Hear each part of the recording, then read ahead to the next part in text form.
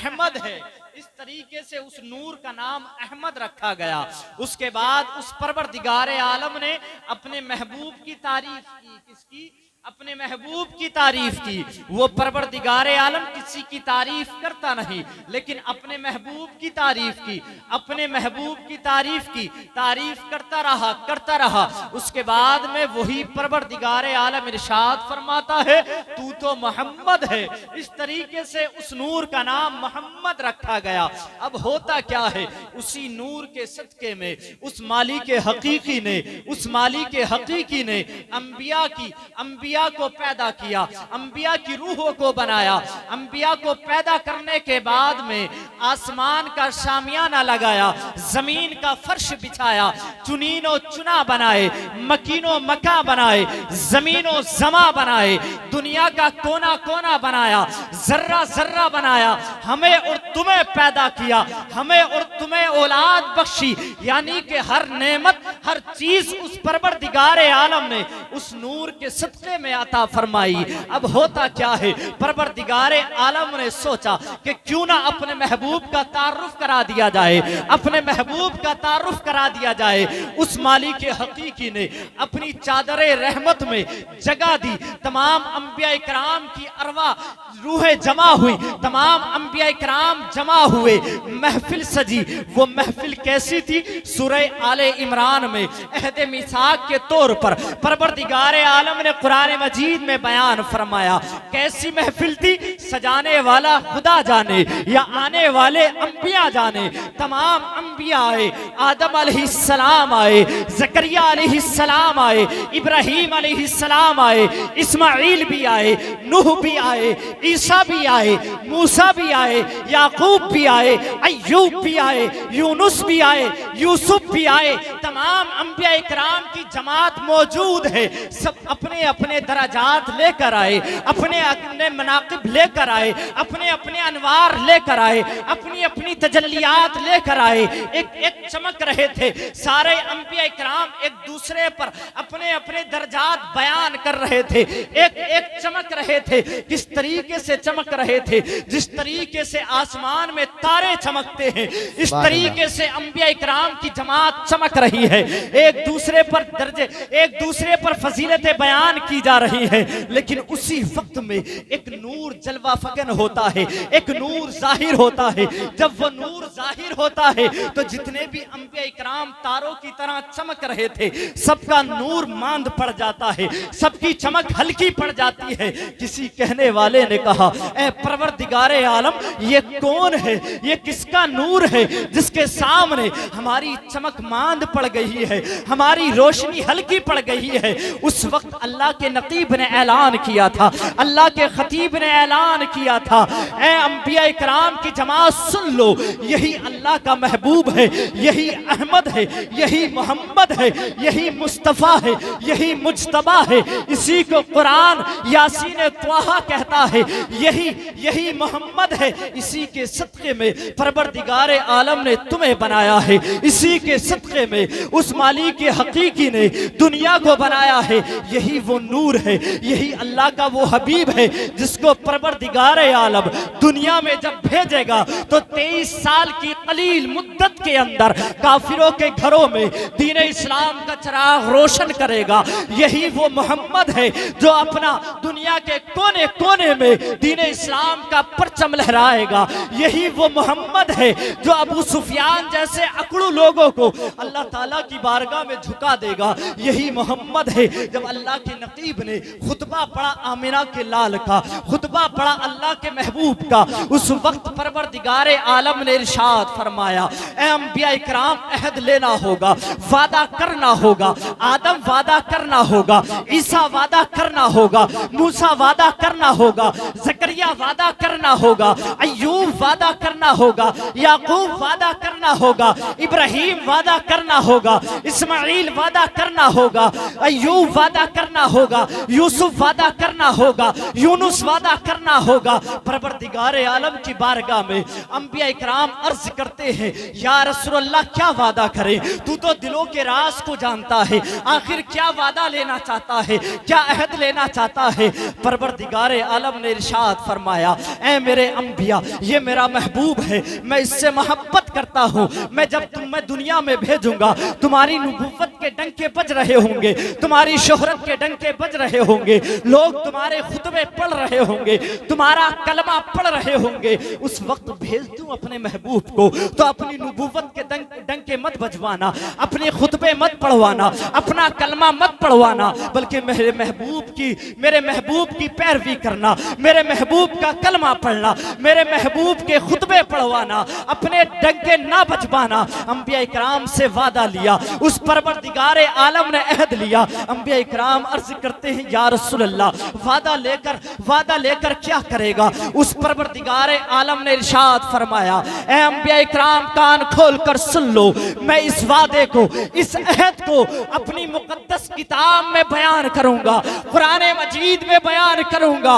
और परवरदिगारे आलम ने सूरे आले इमरान अहद मिसाक के तौर पर आयत करीमा नाजिल की और बयान कर दिया और फरमाया, अंबिया इकराम की जमात से मासूमों की जमात है, अंबिया इकराम मासूम होते हैं। परवरदिगारे आलम ने बता दिया, अंबिया इकराम से फरमाता है, ऐ अंबिया इकराम कान खोल कर सुन लो, मैं इस अहद को, इस वादे को कुरान पाक में बयान करूंगा। वो इसलिए ताकि जब मैं अपने महबूब को दुनिया में भेजूंगा, अपने महबूब को दुनिया में भेजूंगा, उस वक्त मेरे महबूब के कुछ गद्दार भी होंगे, कुछ वफादार भी होंगे।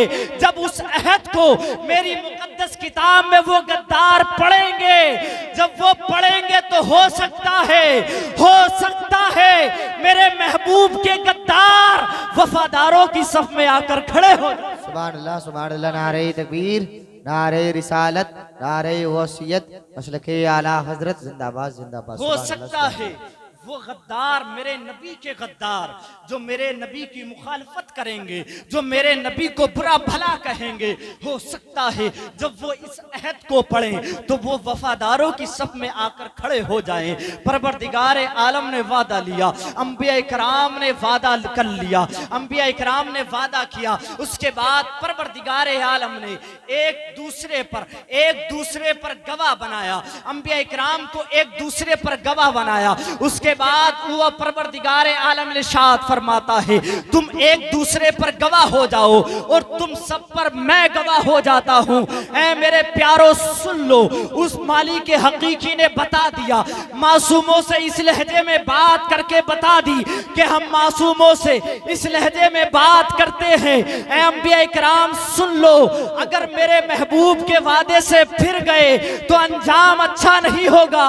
लेकिन अंबिया इकराम थे, फिरने वाले नहीं थे, लेकिन उस मालिक के हकीकत को बताना था, उस परवरदिगार आलम को बताना था कि हम मासूमों से इस लहजे में बात करते हैं तो जालिमों से किस लहजे में बात करेंगे, गद्दारों से किस लहजे में बात करेंगे। अब होता क्या है, वादा लिया गया, उसके बाद में बस यहीं पर बस नहीं था। उस परवरदिगार आलम ने अब गुफ्तगू शुरू होती है। जैसे ही वादा लिया गया, ये नहीं बताया कि मैं भेजूंगा कब, अपने महबूब को भेजूंगा कब। अंबिया इकराम से ये कहा कि जब तुम्हारी नबूवत के डंके बज रहे होंगे उस वक्त अपने महबूब को भेज दूं, लेकिन ये नहीं बताया कब भेजूंगा। बात शुरू होती है। उसके बाद में आदम अलैहिस्सलाम को जन्नत में रखा गया, मलाइका का मसजूद बनाया गया। हजरत आदम अलैहिस्सलाम को खताए इज्तिहादी के तौर पर जन्नत से बाहर निकाल दिया गया, जमीन पर आ गए, फर्श पर हजरत आदम अलैहिस्सलाम आए। उसके बाद में हजरत आदम अलैहिस्सलाम खताए इज्तिहादी पर रोते रहे, गिड़गिड़ाते रहे, परवरदिगार आलम की बारगाह में दुआएं मांगते रहे। एक वक्त वो आता है, हजरत आदम अलैहिस्सलाम प्यारे नबी का नाम लेकर, प्यारे नबी का वसीला देकर दुआ मांगते हैं और कहते हैं, या रसूल अल्लाह, अब देर न करें तशरीफ ले आए, अब देर न करें तशरीफ ले आए ताकि मेरी मदद हो जाए, मेरी खताए इज्तिहादी को दरगुजर कर दिया जाए। अब देर न करें, तशरीफ ले आए। प्यारे नबी का आने का वक्त नहीं हुआ था। हजरत आदम अलैहिस्सलाम की बातों पर अभी आने का वक्त नहीं हुआ था, लेकिन परवरदिगार आलम ने हजरत आदम अलैहिस्सलाम की खताए इज्तिहादी को नबी के नाम के सदके में दरगुजर कर दिया। उसके बाद में हजरत नूह अलैहिस्सलाम की कश्ती को किनारा नहीं मिलता है। हजरत नूह अलैहिस्सलाम पुकारते हैं, या रसूल अल्लाह देर न करें, तशरीफ ले आए। या रसूल अल्लाह देर न करें, तशरीफ ले आए, ताकि मेरी कश्ती को किनारा मिल जाए, मेरी कश्ती को किनारा मिल जाए। हजरत नूह अलैहिस्सलाम रोते हैं, आहे भरते हैं, या रसूल अल्लाह देर न करें, तशरीफ ले आए। अभी नबी का आने का वक्त नहीं हुआ था, लेकिन नबी के नाम के सदके में हजरत नूह अलैहिस्सलाम की कश्ती को किनारा मिल जाता है। सुभान अल्लाह, ये नबी के नाम की बरकत है। लोग नबी के नाम से भी चिढ़ते हैं, लेकिन नबी के नाम की बरकत देखें। उसके बाद में हजरत इब्राहीम अलैहिस्सलाम दुआ करते हैं, रोते हैं, या रसूल अल्लाह देर न करें, तशरीफ ले आए, ताकि मेरी मदद हो जाए, नारे नमरूज से मुझे निजात मिल जाए। अभी नबी का आने का वक्त नहीं हुआ था, लेकिन परवरदिगार आलम ने अपने महबूब के नाम के सदके में हजरत इब्राहीम अलैहिस्सलाम को नारे नमरूज से आजादी दे दी। और उसके बाद में हजरत मूसा अलैहिस्सलाम को फिरौनियों ने सताना शुरू किया, परेशान करना शुरू किया। हजरत मूसा अलैहिस्सलाम दुआ करते हैं, रोते हैं, या रसूल अल्लाह अब देर न करें, तशरीफ ले आए, ताकि मेरी मदद हो जाए, फिरौनियों से मुझे निजात मिल जाए। परवरदिगार आलम ने मूसा अलैहिस्सलाम की मदद की नबी के नाम के सदके में, फिरौनियों से निजात मिल गई। उसके बाद में क्या होता है, हजरत ईसा अलैहिस्सलाम को सेलेब पर चढ़ाने का मंसूबा बनाया गया। हजरत ईसा अलैहिस्सलाम को सूली पर चढ़ाने का मंसूबा बनाया। ईसाइयों ने मंसूबा बनाया कि ईसा अलैहिस्सलाम को सेलेब पर चढ़ा दिया जाए, लेकिन परवरदिगार आलम की बारगाह में जब ईसा अलैहिस्सलाम ने दुआ की, या रसूल अल्लाह देर न करें, तशरीफ ले आए, ताकि मुझे निजात मिल जाए, इन ईसाइयों से निजात मिल जाए। परवरदिगार आलम ने हजरत ईसा अलैहिस्सलाम को जिंदा आसमानों पर उठा लिया। उसके बाद में क्या होता है, हजरत ईसा अलैहिस्सलाम से लेकर आसमानों पर उठाने से लेकर उन नबी की पैदाइश तक 570 साल का अरसा है, 570 साल का वक्फा है। उस दौरान में शैतान ने अपने पैरों को फैलाना शुरू किया। शैतान ने इंसानों को दरिंदा सिफत बना दिया। कैसा दरिंदा सिफत बनाया है शैतान ने, जैसे ही लोगों को बरगलाना शुरू किया, इंसान इतने दरिंदा सिफत हो गए कि लोग एक दूसरे पर जुल्म करने के लिए तैयार हैं। लोग एक दूसरे पर जुल्म कर रहे हैं। बाप अपनी बेटी को, अपनी सगी बच्ची को जिंदा दफन करने लगा है, जिंदा दरगोर करने लगा है। बाप अपनी बेटी को जिंदा दफना रहा है। लोग इतने दरिंदा सिफत हो गए कि लोगों ने क्या किया, खाने काबा का तवाफ नंगे होकर करना शुरू कर दिया। इतने दरिंदा सिफत लोग हो गए, क्यों? शैतान ने पैर फैलाना शुरू किए। लोगों ने नंगे होकर काबे का तवाफ करना शुरू किया। जब काबे का तवाफ करना शुरू किया तो खाने काबा दुआ करता है, या रसूल अल्लाह देर न करें, तशरीफ ले आए। ये कैसे इंसान है? एक इंसान दूसरे इंसान को नंगा देखना पसंद नहीं करता, लेकिन ये मेरा तवाफ नंगे होकर करते हैं। या रसूल अल्लाह मेरी नजरें जब इनके वजूद पर पड़ती हैं तो हया की वजह से नीची हो जाती हैं। या रसूल अल्लाह देर न करें, तशरीफ ले आए। या रसूल अल्लाह मेरी आबरू को बचाएं, अब देर न करें, तशरीफ ले आए। सगा बेटा अपनी माँ के साथ में बदकारी पर तुलने लगा था, अपनी माँ के साथ में जिनाकारी करने लगा था। जब वो बेटा अपनी माँ के साथ में जिनाकारी करता था तो मरियम कहती थी, मरियम की रूह पुकार कर कहती थी, या रसूल अल्लाह आप देर ना करें, तशरीफ ले आए। कब तक मरियम सिफत औरतें अपनी इज्जत को गवाती रहेंगी, अपनी आबरू को खोती रहेंगी। या रसूल अल्लाह देर ना करें, तशरीफ ले आए। जब बच्चियों को जिंदा दफन करते थे उनके बाप, उन बच्चियों के कलेजे कहते थे, या रसूल अल्लाह देर ना करें, तशरीफ ले आए, हमारी आबरू को बचा लिया जाए, हमारी इज्जत को बचा लिया जाए। वो सफा मरवा की पहाड़ी जिसको परवरदिगार आलम ने गुनाह मिटाने के लिए बनाया था।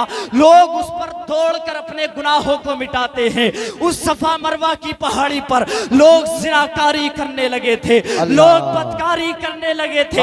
उस वक्त सफा मरवा ने कहा था, या रसूल अल्लाह देर न करे तशरीफ ले आए, मुझे तो गुनाह मिटाने के लिए बनाया गया था, लेकिन लोग इतने दरिंदा सिफत हो गए हैं कि लोगों ने मेरे ऊपर जिना करना शुरू कर दिया है, लोगों ने मेरे ऊपर बदकारी करनी शुरू कर दी है। सफा मरवा की सदाएं थी, लेकिन अभी नबी का आने का वक्त नहीं हुआ था। एक वक्त आता है, उसके बाद में अल्लाह का नकीब ऐलान करता है, अल्लाह का खतीब ऐलान करता है, अल्लाह का खतीब ऐलान करता है, ऐ लोगों होशियार हो जाओ, ऐ लोगों खबरदार हो जाओ, अब वो महबूब आने वाला है, अब वो पैगंबर आने वाला है जिसके सदक़े में परवरदिगार आलम ने अंबिया इकराम को बनाया है, जिसके सदक़े में उस परवरदिगार आलम ने दुनिया को बनाया है, हमें तुम्हें पैदा किया है, पूरी कायनात को बनाया है। वो महबूब आने वाला है। लोग मिलाद को कहते हैं, मिलाद क्या है, मिलाद क्या है? मेरे प्यारे, मिलाद की अहमियत पूछनी है तो हजरत आदम अलैहिस्सलाम से पूछ, मिलाद की अहमियत पूछनी है इब्राहीम अलैहिस्सलाम से पूछ, मिलाद की अहमियत पूछनी है नूह अलैहिस्सलाम की कश्ती से पूछ, मिलाद की अहमियत पूछनी है तो ईसा अलैहिस्सलाम से पूछ, मिलाद की अहमियत पूछनी है तो मूसा अलैहिस्सलाम से पूछ, मिलाद की अहमियत पूछनी है तो यूनुस अलैहिस्सलाम से पूछ, मिलाद की अहमियत पूछनी है तो यूसुफ अलैहिस्सलाम से पूछ, मिलाद की अहमियत पूछनी है तो जिंदा दरगोर होने वाली बच्चियों के कलेजे से पूछ, मिलाद की अहमियत पूछनी है तो माओ के कलेजे से पूछ, मिलाद की अहमियत पूछनी है तो खाने काबा से पूछ, मिलाद की अहमियत पूछनी है सफा मरवा से पूछ, ये बताएंगे मिलाद की अहमियत क्या है। लोग मिलाद को कहते हैं, मिलाद तो जब से जब कायनात वजूद में भी नहीं आई थी, जब से नबी का मिलाद हो रहा है, मिलाद हो रहा है। अंबिया ने नबी का मिलाद मनाया। ये नबी का मिलाद ये कि अंबिया नबी के आने की दुआएं कर रहे हैं, या रसूल अल्लाह देर न करें तशरीफ ले आए। जब नबी का आने का वक्त हुआ, आने का वक्त होता है, वही नूर हजरत अब्दुल्ला की पेशानी से मुंतकिल होकर हजरत आमिना के शिकम में पहुंचता है। अब उस नूर की बरकतें देखें, उस नूर की रहमतें देखें, उस नूर की करामतें देखें। जब वो नूर हजरत अब्दुल्ला के पेशानी से मुंतकिल होकर हजरत आमिना के शिकम में पहुंचता है तो हजरत आमिना फरमाती है कि मेरे जिस्म से खुद ब खुद खुशबू निकलती थी, खुद ब खुद खुशबू आती थी। मैं खुशबू नहीं लगाती थी, लेकिन मेरे बदन से खुशबू निकलती थी और मेरे जिस्म से नूर छन छन के निकलता था, मेरे जिस्म से नूर छन छन के निकलता था। जिस राह पर मैं चलती थी, पत्थर मेरे कदम के नीचे अगर आ जाया करता था तो पत्थर मोम हो जाया करता था। सुभान अल्लाह। यही हजरत आमिना कहती है कि बकरियां मुझको सजदा करती थी, दरख्त मुझ पर सलातो सलाम पढ़ते थे और कहते थे अस्सलातु वस्सलामु अलैका या रसूल अल्लाह, अस्सलातु वस्सलामु अलैका या हबीब अल्लाह। ये उस नूर की बरकतें थी। हजरत आमिना परेशान हो गई, क्या बात है, मुझ पर जादू तो नहीं हो गया, कहीं मुझ पर जादू तो नहीं करा दिया गया। एक रात में एक बुजुर्ग ख्वाब में आते हैं, हजरत आमिना को ख्वाब में आकर कहते हैं, बेटी तुझ पर कोई जादू नहीं है, तुझ पर कोई टोना नहीं है, कोई जादू नहीं है।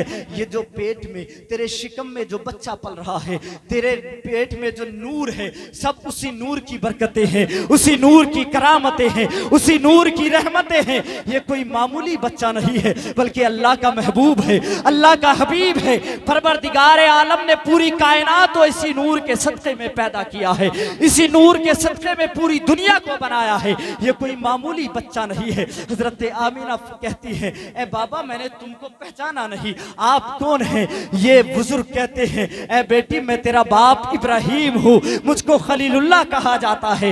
हजरत इब्राहिम अलैहिस्सलाम ने जब इतना कहा, उसके बाद में हजरत आमिना ने दुआ की, या रसूल अल्लाह देर न करें तशरीफ ले आए, या रसूल अल्लाह देर न करें तशरीफ ले आए। जब माँ माँ ने दुआ की अपने बेटे के लिए, या रसूलल्लाह दिल बेचैन है, दिल देखने के लिए तड़प रहा है, अब देर न करें तशरीफ ले आए, नबी का आने का वक्त होता है। जब नबी का आने का वक्त हुआ, उस महबूब का आने का वक्त हुआ, हुजरे आमीना में, हुजरे आमीना में जब नबी की पैदाइश हो रही थी, उस वक्त में हुजरे आमीना कोई मामूली हुजरा नहीं था। हजरत मरियम, हजरत हव्वा अपनी कब्र को छोड़कर हजरत आमीना के हुजरे का, हजरत आमीना के हुजरे में आ गई थी। हजरत मरियम अपनी कब्र को छोड़कर, अपनी कब्र को छोड़कर हजरत आमीना के हुजरे का रुख किया था। हजरत आसिया ने अपनी कब्र को छोड़कर हुजरे आमीना का रुख किया था। ये वो खातून है। हजरत हव्वा की कब्र कोई मामूली कब्र नहीं है, बल्कि जन्नत के बागों में से एक बाग है। हजरत मरियम की कब्र कोई मामूली कब्र नहीं है, बल्कि जन्नत के बागों में से एक बाग है। हजरत आसिया की कब्र कोई मामूली कब्र नहीं है, बल्कि जन्नत के बागों में से एक बाग है। हुराने जन्नत उस वक्त हुजरे आमीना की तरफ आई थी। हुजरे आमीना में एक ऐसा समा था, ऐसा लगता था कि जैसे जन्नत सिमट कर हुजरे आमीना में आ गई हो। सुभान अल्लाह। ये जब आए हुजरे आमीना में आ गए, सारी जन्नत सिमट कर हुजरे आमीना में आ गई। नबी की पैदाइश हुई। हजरत आमीना फरमाती हैं, जब मेरा बेटा पैदा हुआ, मोहम्मद पैदा हुआ, इससे ऐसा मंजर मैंने देखा, ऐसा मंजर मैंने देखा कि आज से पहले कभी मैंने ऐसा मंजर नहीं देखा। ये हजरत आमीना फरमा रही है। उसके बाद उस नूर की बरकतें देखे, उस नूर की करामतें देखे, उस नूर की रहमतें देखे। हजरत आमीना फरमाती है, मेरा बेटा जब पालने में खेलता था, पालने में खेलता था, उंगली के इशारे से मैंने देखा कि चांद से खेलता था। आज हमारे बच्चे खिलौनों से खेलते हैं, मिट्टी के खिलौनों से खेलते हैं, प्लास्टिक के खिलौनों से खेलते हैं, लेकिन मेरे नबी की वो शान है, मेरे नबी का वो मकाम है। मेरे नबी मिट्टी के खिलौने से नहीं, बल्कि आसमान के खिलौने से खेल रहे हैं, आसमान के चांद से खेल रहे हैं। इसीलिए आला हजरत ने कहा है, चांद झुक जाता जिधर, उंगली उठाते महद में, क्या ही चलता था इशारों पर खिलौना। नारे तकबीर, नारे रिसालत, नारे हैदरी, नारे गौसियत, मसलके आला हजरत, फैजाने आला हजरत, जिंदाबाद जिंदाबाद। सुभान अल्लाह सुभान अल्लाह, माशाअल्लाह माशाअल्लाह। क्या चांद झुक जाता जिधर, उंगली उठाते महद में, क्या ही चलता था इशारों पर खिलौना नूर का। ये मेरे नबी की शान है। मेरे नबी का चेहरा वो चेहरा है, मेरे नबी का चांद सा चेहरा, बल्कि चांद सा चेहरा कहना अच्छा नहीं लगता। मेरे नबी के कदमों का धोबन, मेरे नबी के कदमों का धोबन, चांद उनकी खैरात, कदमों के धोबन की खैरात मांगता है। जब जाकर उसे रोशनी मिलती है, तब जाकर उसे चांदनी मिलती है। मेरे नबी तो वो हैं, ऐसे हुस्नो जमाल वाले मेरे नबी हैं कि जब सहाबा कराम ने आपको देखा तो सबने यही कहा, या रसूलल्लाह आपसे ज्यादा खूबसूरत हमने किसी को देखा नहीं, आपसे ज्यादा हसीन व जमील किसी को देखा ही नहीं, बल्कि आपसे ज्यादा हसीन व जमील किसी माँ ने जना ही नहीं। सच्ची बात है, ऐसा बच्चा जना ही नहीं। मेरे प्यारे मेरे नबी इतने खूबसूरत थे, इतने हसीन व जमील थे, जो भी देखता था यही कहता था, या रसूलल्लाह आपसे ज्यादा हसीन व जमील नहीं, आपसे ज्यादा खूबसूरत नहीं। पर आखिरी बात और बात खत्म करता हूँ। एक मर्तबा हजरत सिद्दीक अकबर आपकी बारगाह में आए, आने के बाद अर्ज करते हैं, या रसूलल्लाह मेरे माँ बाप आपके कदमों पर कुर्बान, मेरे माँ बाप आपके कदमों पर कुर्बान, मैंने आपसे ज्यादा हसीन व जमील किसी को देखा ही नहीं, आपसे ज्यादा खूबसूरत किसी को देखा ही नहीं। नबी ने इरशाद फरमाया, ए सिद्दीक सदकता सदकता, तुम सच कहते हो, तुमने सच कहा है। उसके बाद में कुछ देर के बाद में कौन अबू जहल नबी की बारगाह में आता, आने के बाद कहता है, ए मोहम्मद मैंने तुमसे ज्यादा बदसूरत किसी को नहीं देखा माअज़ल्लाह।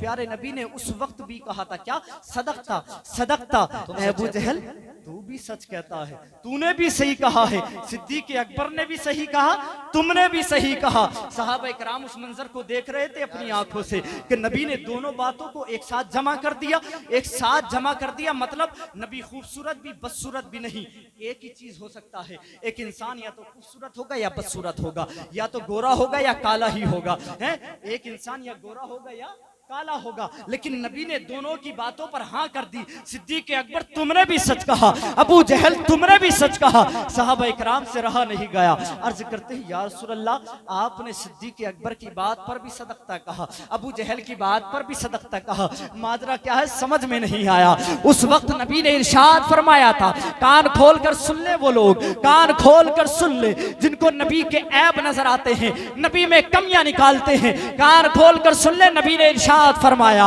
ऐ मेरे सहाबा कान खोल कर सुन लो, मैं मिसले आईना हूं, आईने में जो जैसा होता है वैसा न, सिद्दीक आईने में जो जैसा होता है वैसा नजर आता है। सिद्दीक अकबर ने जब मुझे देखा, वो बहुत खूबसूरत है, बहुत हसीन और जमील है, ईमान के एतबार से भी खूबसूरत, चेहरे के एतबार से भी खूबसूरत, मैं उन्हें खूबसूरत नजर आया।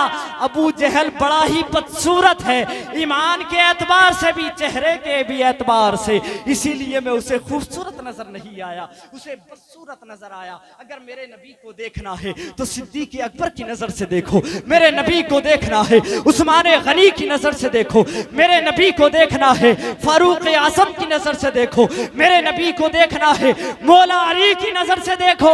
मेरे नबी तुम्हें खूबसूरत भी नजर आएंगे, हसीनो जमील भी नजर आएंगे। अगर तुमने अबू जहल की नजर से देखा, उतबा की नजर से देखा, शैबा की नजर से देखा, तो तुम्हें नबी खूबसूरत नहीं बल्कि जैसा उन्हें नजर आ रहे थे वैसे ही तुम्हें नजर आ, वैसे ही तुम्हें नजर आएंगे। अगर देखना है तो निजामुद्दीन औलिया की नजर से देखो, ख्वाजा गरीब नवाज की नजर से देखो, गौसे पाक की नजर से देखो, गौसे पाक की नजर से देखो, और ज्यादा ही इश्क में डूब कर देखना है तो आला हजरत की नजर से देखो। तो तुम्हें यही कहने पर मजबूर हो जाओगे, चमक तुझसे पाते हैं सब पाने वाले, मेरा दिल भी चमका दे चमकाने वाले। वमा अलैना इल्लल बलाग। अस्सलामु अलैकुम व रहमतुल्लाहि।